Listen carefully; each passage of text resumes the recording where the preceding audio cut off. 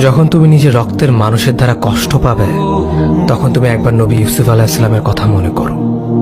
তিনি কিভাবে নিজের ভাইয়ের দ্বারা প্রতারিত হয়েছিল। যখন তোমার বাবা মা না বুঝে তোমার বিরুদ্ধাচরণ করে, তখন নবী ইব্রাহিম আলাইহিস সালামের কথা মনে করো। তার বাবা তাকে আগুনে নিক্ষেপ করায় ভূমিকা রেখেছিল। যখন তুমি সমস্যা থেকে পরিত্রাণের জন্য কোনো পথ পাবে না, তখন ইউনুস আলাইহিস সালামের কথা ভেবো।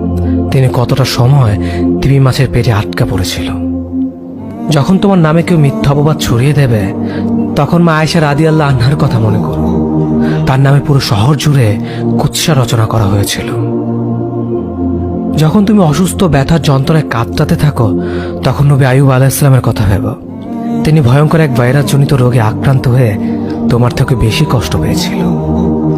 যখন তুমি দিনের কোনো বিধান নীতিতে যুক্তি খুঁজে পাও না, তখন নবী নূহ আলাইহিস সালামের কথা ভেবো।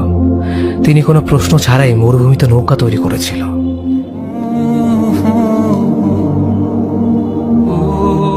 যখন তুমি আত্মীয়স্বজন, পরিবার, বন্ধু বান্ধবের কাছে হাসির পাত্রে পরিণত হও, তখন তুমি শেষ নবী হযরত মুহাম্মদ সাল্লাল্লাহু আলাইহি ওয়াসাল্লামের কথা ভেবো।